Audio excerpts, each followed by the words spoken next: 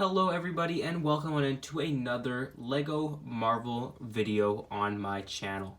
Today I will be going through and ranking my top 10 LEGO Marvel sets from 2023. This is the finale video to my long short series that I had going before spring break. I know I haven't posted in a while and that's because I've been super busy over spring break, but I am back to uploading. And as many of you have noticed, yes, I have not done the Avengers Tower yet, and that's because I saved it just for this video because I think you guys will be surprised where I put it.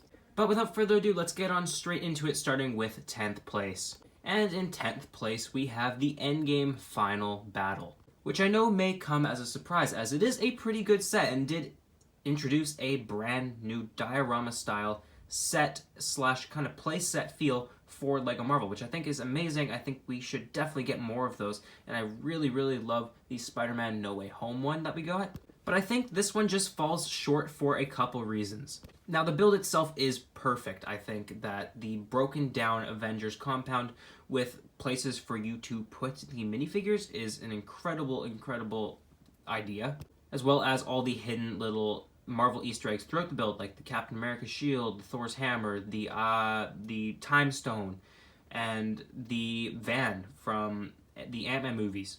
Those are all amazing. I think what it just comes down to is the minifigures. You're paying $130 for an amazing set, but the minifigures are almost all repeats. Now, the Wanda figure is really great. It is nice to see a new version of her, a more accurate one at that, and a Thanos minifigure that just has a new face expression isn't all that exciting. I also think that the fact that they didn't include the Nano Gauntlet in this set is a bit surprising, as that plays a big part in this section or this scene of Endgame. Another thing is all these minifigures have come in cheaper sets, and if you are a child and you don't want to spend a lot on a LEGO set, you probably have a lot of those cheaper sets, and just getting this bigger set just for the build doesn't seem right to me. Moving on to 9th place, we have the Hoopty from the Marvels movie. This set is great, I think. It comes with 3 brand new minifigures as well as a pretty solid looking build with some amazing play features and a really great interior for the set. The only thing that falls short for the set is the price, and it's the same thing with the X-Jet from this series. You get a set with a pretty small piece count with actually pretty good minifigures, but just the price is not worth what you're getting. Comparing the $130 Endgame Final Battle and this $110 Hoopty, it's almost crazy how much the piece difference is. You have one set that has 900 pieces, whereas the other one has just 350 or something like that.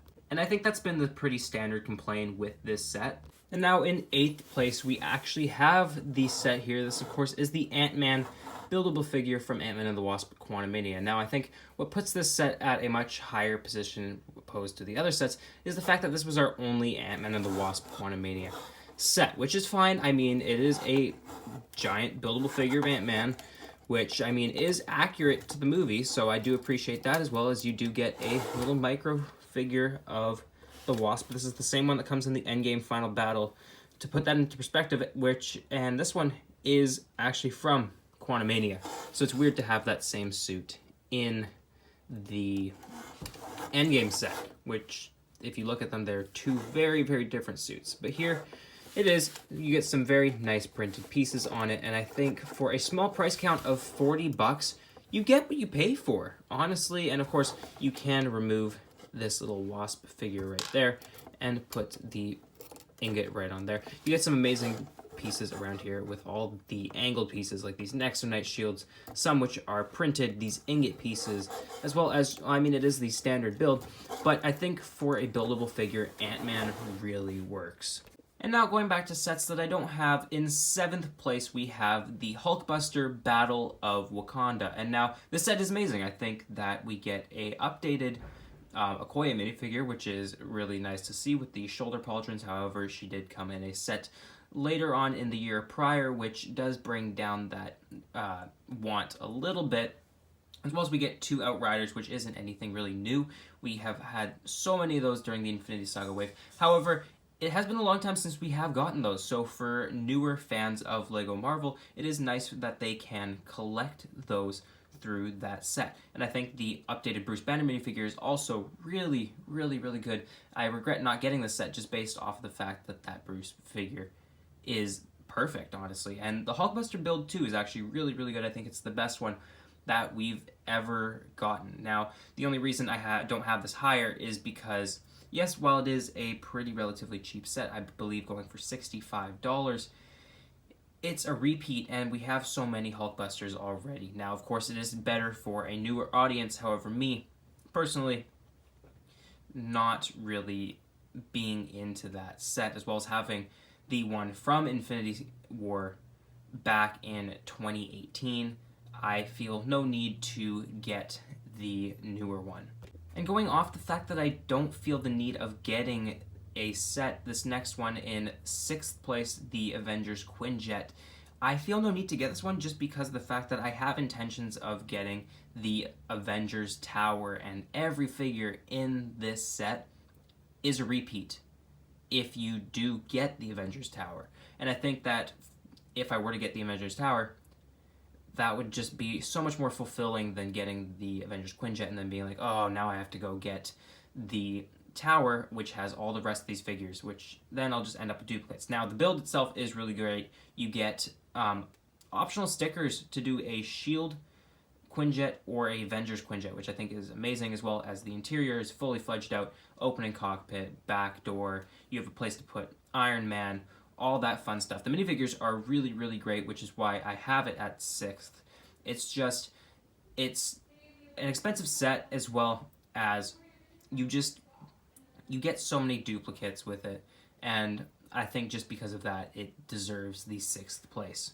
And now in the top 5. These are the 5 best sets and the sets you should get from last year's waves of Marvel sets. And starting off the top 5, very, very strong, we have the best $15 set LEGO has ever done, which of course is the Guardians of the Galaxy headquarters right here. I will set this up momentarily, but here we have it, and it is a really, really solid set. You of course get your exclusive minifigure in the set here, which of course is Young Adult Groot, your duplicate minifigure, which of course has to be Star-Lord, the leader of the Guardians of the Galaxy, and of course your mini build. I think this set works really, really well. It incorporates a lot of nice things. You have 2 stickers, which is perfect because, I mean, I like little sets, right? I like when they feel like big sets, so of course getting the little sticker sheet, as well as a side build and the main build. I think this works really, really well and incorporates a lot of fun for any age, really. And in 4th place, we have the new Guardians ship. And while that set is perfect, I believe this one is also really, really good. And I think most of the sets I really base off of the minifigure inclusion. I think getting 5 brand new minifigures in this set is really, really special. We, of course, get the new Drax minifigure with the new head, a new Nebula head, as well as a duplicate of Star-Lord, which is fine, a duplicate of Mantis, of course, just the head and the antennas, and of course the brand new Adam Warlock minifigure, which sells the set for me, obviously, as well as just the functionability of this set. Really, you have the stand here, as well as all the big prondrels in it, as well as the color scheme being the teal and the pink here. I think it works really well with this red cockpit there, having enough space for 3 minifigures there and a 4th on the bottom, meaning you can fit all the minifigures that come in this set into the build. You can also display it with the stand, as well as there are little places for the minifigures' weapons in here, which I think is perfect. And while that's really it for the play features, I think just the whole displayability of this set is what makes it perfect. Now, obviously, there are a few little nitpicks, which could have been, of course, the inclusion of the High Evolutionary, or a smaller build, or an inclusion of a space for Rocket and Groot, as they don't really have anywhere to sit in this set. I think those would have elevated the set much, much, much more. However, this is still a solid top 5 choice.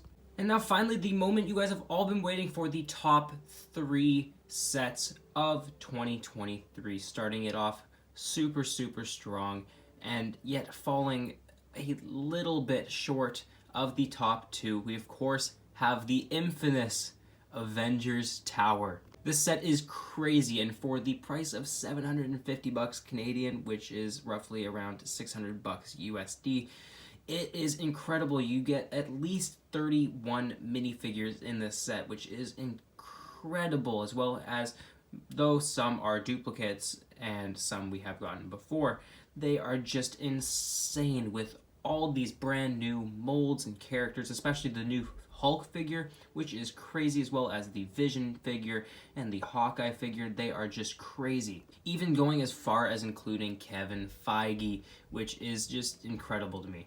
The Marvel modules are probably my favorite Marvel sets ever. And all the Easter eggs hidden throughout this is just crazy. Once I do get the set, of course, I will be showing you guys that and going through all the little itty-bitty Easter eggs throughout the entire build. But as I don't have it yet, I will just leave it just a little bit blank. I just think the attention to detail on it is amazing. All the figures are incredible, and you get so much for what you pay for. And now the price is really, really expensive, and probably the most expensive LEGO set I will ever buy. I just think it's great, and there's not much to say about it. It deserves the top 3. And now the only reason I didn't put it in 1 or 2 is because these sets exceed LEGO entirely. With second place going to the Spider-Man No Way Home final battle set. Now, of course, I do have my extension pack on this with the Sandman final battle. However, I think that just adds even more to this set, as yes, this is something we wanted for so long, and LEGO made us wait so long for, and they delivered just perfectly.